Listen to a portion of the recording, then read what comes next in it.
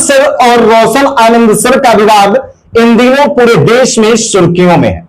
देखिए 15 जून को रोशन आनंद सर को कोर्ट के द्वारा जमानत मिल गया है। अब पूरे देश की निगाह खान सर पर टिकी हुई है कि आखिर खान सर को जेल होगा या फिर बेल होगा। हमारे साथ इन्हीं तमाम मुद्दों पर बातचीत करने के लिए, लीगल पॉइंट्स पर बातचीत करने के लिए अधिवक्ता दीपक कुमार कौशिक है और इनसे हम जानेंगे कि आखिर पटना वाले खान सर को जो उन पर एफआईआर दर्ज किया गया है कदम कुआं थाना कांड संख्या 418/2026, जिसमें उन पर आरोप लगाया गया कि खान सर के आदेश के बाद ही उनके 2 गार्ड्स के द्वारा गोली चलाई गई थी। उस मामले में खान सर को जेल होगा या फिर जेल होगा।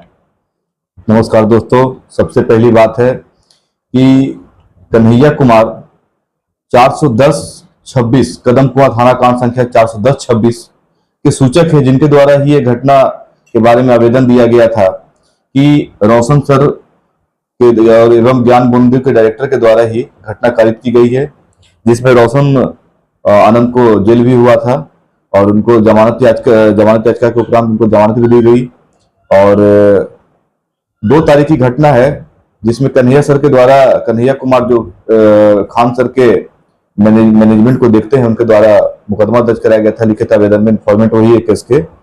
और उसके उपरांत पुलिस के द्वारा 4 तारीख को सोशल मीडिया पर कुछ फुटेज गार्ड के द्वारा गोली चलाए जाने के बाद, संज्ञान में आने के बाद पुलिस के द्वारा एक मुकदमा दर्ज कराया गया कदम कुआं थाना कांड संख्या 418/26 अंडर सेक्शन 109, 27, 35, जो कि अवैध हथियारों को रखने के लिए लगाया जाता है, मारपीट करने का है, जानलेवा हत्या करने का है, हत्या का प्रयास करने का मुकदमा होता है। तो कुल मिलाकर इनके द्वारा जमानत याचिका, एंटीसिपेटरी जमानत याचिका फाइल की गई सिविल कोर्ट में, जिसमें 9 तारीख को सुनवाई किया गया।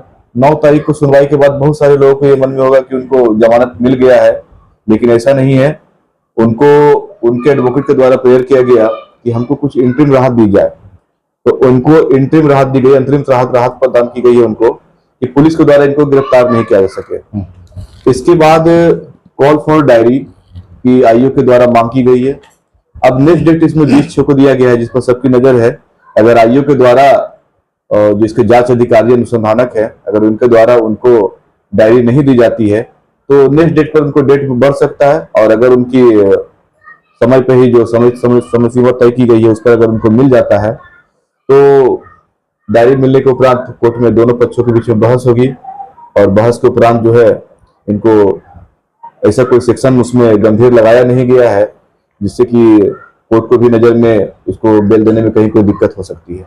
तो क्या लगता है कि खान सर जेल जाएंगे या फिर उनको जमानत मिल जाएगी? ये तो न्यायालय का निर्णय होगा, इस पर तो हम लोग टिप्पणी टिप्पणी नहीं कर सकते हैं।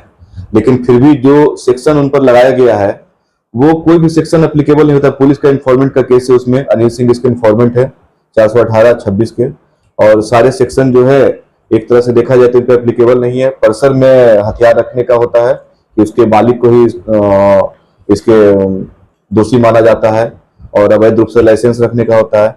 लेकिन पूरा घटनाक्रम को देखा जाए तो घटना 2 तारीख को सबसे पहले गोली इन्हीं के गार्ड के द्वारा चलाया गया और गोली चलाने के उपरांत जो है इनके 2 गार्ड को सोशल मीडिया पर वायरल जो फुटेज है, फुटेज के आधार पर उनको कस्टडी में लिया जाता है, उनकी पहचान करा के उनको कस्टडी में लिया जाता है, जिनके की जमानत याचिका भी, रेगुलर जमानत याचिका भी पेंडिंग है। तो खान सर के जहां तक बेल का संबंध है तो मेरी नजर में इनको जमानत मिल सकती है, क्योंकि जो भी सेक्शन उसमें लगा के पुलिस के द्वारा केस किया गया है, उस 109 को छोड़कर जो भी सेक्शन लगाया गया है उसमें इन पर कोई सेक्शन लागू नहीं होता है। और हमारा बिहार शिक्षा का मंदिर है, शिक्षा का जगह है, और दोनों पक्ष के बीच में, दोनों अध्यापकों के बीच में इस तरह का जो वर्चस्व को लेकर लड़ाई हो रही है, रिजल्ट को लेकर लड़ाई हो रही है, ये कहीं ना कहीं हमारे पूरे बिहार को बदनाम करने की साजिश हो रही है। और इस कारण से हमारा बिहार जो है अभी भी कई जगहों पर देखा जाता है कि इनको दुर्भावना के दृष्टि देखा जाता है। इस तरह के अध्यापकों के बीच में लड़ाई के बाद इनको इस तरह की देखा जाएगा। नहीं लगता है कि बिहार पहले हमारा जो था वो प्रश्न पत्र वायरल करने के लिए बदनाम था, अब रिजल्ट होने के बाद रिजल्ट पर वर्चस्व बनाने को लेकर शिक्षक गुरु आपस में भिड़ जा रहे हैं कि भाई ये रिजल्ट हमारा है, इतना ज्यादा रिजल्ट हमने दे दिया, और उसको लेकर बड़े बड़े कोचिंग संस्थान के डायरेक्टर सड़क पर उतरकर मारपीट कर रहे हैं, जिससे कहीं ना कहीं बिहार की छवि भी बदनाम हुई है। बिहार की छवि बहुत बदनाम हुई है। आज जो घटना हुई है, घर का चिराग बुझ गया है। प्रिंस कुमार जो नेपाल में उनका मर्डर या क्या हो गया है या मरे गए हैं, तो कुल मिलाकर यह देखा जाता है कि खान सर अगर उस दिन अपना दयालुता नम्रता थोड़ा सा दिखाते हैं, अपने साथ छात्रों को समझाते हैं, तो कहीं ना कहीं आज ये विवाद का घटना नहीं होता। और जो एक घर में निर्दोष लोग मरे गए, किसी घर का चिराग बुझ गया है, उनके पिताजी रोशन आनंद के पिताजी जो है वो आईसीयू में एडमिट है, और पूरे घर की स्थिति उनकी एकदम हो गई है, जिसको हम लोग कह सकते हैं कि एक खान सर के द्वारा या उनके छात्रों के द्वारा या किसी मामले को बैठकर सुलझाने, अभी एक वीडियो इनका वायरल हो रहा है कि अगर हम बोलेंगे तो आपस में हम लोग समझौता कर लेंगे। यही समझौता की अगर ये काम पहले ही कर लेते तो शायद इस तरह की प्रिंस की मौत नहीं होती, एक घर का प्रिंस चिराग, नेपाल नहीं जाते और उनकी मौत नहीं होती, रोशन आनंद सर जेल नहीं जाते। और बहुत लोग चर्चा कर रहे हैं कि वो विराटनगर क्यों गए, विराटनगर क्यों गए। किसी पर भी अगर एफआईआर होता है, कोई भी अपने बचने तो के लिए वो पुलिस से बचने के लिए कहीं ना कहीं भागता ही है, कहीं हर जगह छुपता है कि नहीं? अच्छा, ये 2 एफआईआर देखने के बाद पता चलता है सर, 410 और 418 दोनों एफआईआर को देखने के बाद ये पता चलता है, जो कन्हैया सिंह है ये कह रहे हैं अपने आवेदन में कि हमारे स्टाफ का सर फट गया जी, है ना, जो स्टाफ है, जो गार्ड है, उनका सर फट गया। तो ये दूसरा एफआईआर जो हुआ है 418, उसमें पुलिस जो आवेदन दी है, पुलिस जिसमें इंफॉर्मेंट है, उसमें लिख रही है कि भाई गार्ड के द्वारा गोली फायर किया गया। तो सर पहले फटा या फिर पहले गोली फायर किया, ये जो है ना कंट्राडिक्शन हो रहा है। घटना 2 तारीख की है। हाँ, कन्हैया कुमार सिंह जो है उस खान सर के मैनेजमेंट को चलाते हैं, उनके द्वारा जब लिखित आवेदन दिया गया, टाइप आवेदन दिया गया, उसमें वो जिक्र करते हैं, सबसे बड़ा जिक्र उनका यही रहता है कि हम ईर्ष्या के कारण हमारा रिजल्ट ज्यादा आया था, और ईर्ष्या के कारण ज्ञान बिंदु के संचालक रोशन सर के द्वारा और कुछ अज्ञात लोगों के द्वारा इशारे पर इस तरह की घटना को अंजाम दिया गया है। और जहां तक सर फटने की बात होती है, सबसे पहले गार्ड को खींच कर मारा गया, उसका सर फट गया।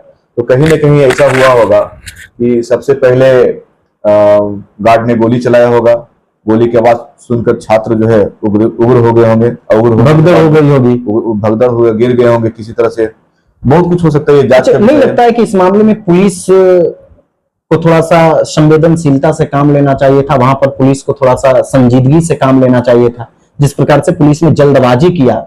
पुलिस किसी भी पक्ष, यानी कहीं ना कहीं एक पक्षीय कार्रवाई देखने को मिल रहा है। जहां तक देखा जाएगा कि 2 तारीख की घटना है, 2 तारीख को 410-26 थाना कांड संख्या दर्ज किया जाता है, कदम कुआं थाना कांड संख्या।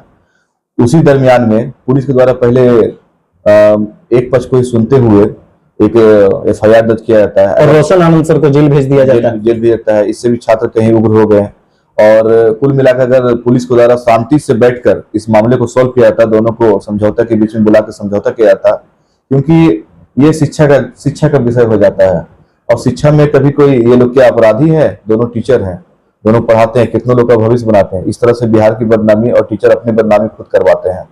तो मेरा कहना हुआ कि पुलिस के द्वारा, आखिर शिक्षकों के द्वारा ऐसे क्यों किया जा रहा है? ये देखिए, एक वर्चस्व की लड़ाई दोनों के बीच में, दोनों अपने अपने को पॉपुलैरिटी को बढ़ाने के लिए इस तरह की लड़ाई कर रहे हैं। और कहीं ना कहीं मुख्य रूप से देखा जाएगा तो घटना वर्चस्व और एक उसको क्या बोलते हैं कि हम आगे बढ़ना चाहते हैं, हमारा नाम नेम एंड फेम हो जाता, दोनों लोग अपना नेम एंड फेम कमाने के लिए, जो कि एक शिक्षक को कभी भी शोभनीय चीज नहीं है। शिक्षक को कभी इस तरह का काम नहीं कहता है। शिक्षा में आप पढ़ाते लिखाते, और इस तरह का गोली चलाने का आदेश देना, गोली चलवाना और अवैध रूप से गोली चलाना, कहीं भी आप किसी भी जगह पर, है कि एक शिक्षक को गार्ड की क्या आवश्यकता, राइफल रखने की क्या आवश्यकता? जहां कलम है, जहां कागज है, जहां कॉपी है, जहां किताब है, वहां राइफल की आवश्यकता क्यों है? एक शिक्षक को गार्ड की क्या आवश्यकता है, राइफल लेकर चलने की क्या आवश्यकता है? ये खान सर के द्वारा जो है गार्ड रखने की बात की है कि इसका कोई ऑथोरिटी लाइसेंस लिया गया या नहीं, ये उनके चर्चा का विषय है। और एक शिक्षक है, शिक्षक को कभी कोई डर नहीं रहना चाहिए कि हमें छात्रों के द्वारा किसी के द्वारा मारा जाएगा। और गार्ड की तो उनको कहीं भी, अगर गार्ड लेना भी था उनको, तो पहले प्रशासन को सूचना देना चाहिए था कि हम फलना एजेंसी से हम गार्ड मुहैया करा रहे हैं, हमारी जान को खतरा है, हमारे पास कुछ ऐसा हो चुका है।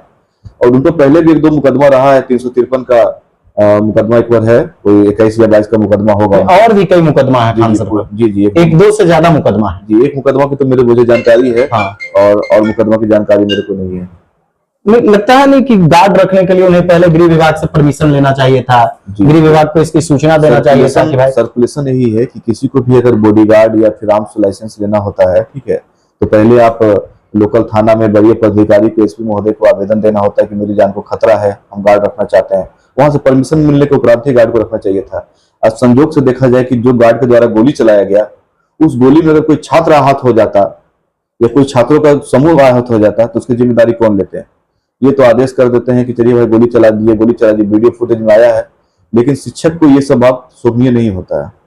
लेकिन क्या लगता है, लीगल पॉइंट्स को देख करके क्या लगता है कि भाई आगामी 20 तारीख को ये सारा कुछ उनका बेल ऑन द डिपेंडेंट है कि अनुसंधानक के द्वारा डायरी न्यायालय में समर्पित किया जाता है कि नहीं। अगर न्यायालय में समर्पित समय पे किया जाएगा तो फिर दोनों पक्षों के बीच में बहस होगी।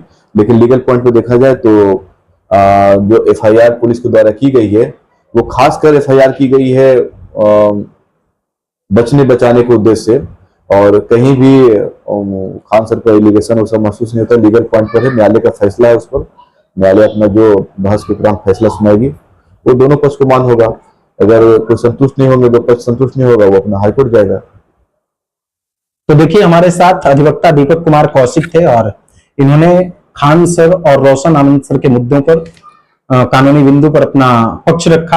आप लोगों के मन में क्या कुछ प्रतिक्रिया चल रही है? यानी न्यायालय दोनों पक्षों का बहस सुनने के बाद, अभियोजन पक्ष और खान सर का पक्ष सुनने के बाद निर्णय पर पहुंचेगी, और आगामी 20 तारीख को जो भी निर्णय आएगा उसे मैं आपको बताऊंगा कि आखिर किन पॉइंट्स पर कोर्ट के द्वारा आगे का आदेश दिया जाएगा। फिलहाल के लिए इतना ही। आगे आप हमारे साथ बने रहिए, वीडियो को ज्यादा से ज्यादा लोगों तक शेयर कर दीजिए। वीडियो देखने के लिए धन्यवाद।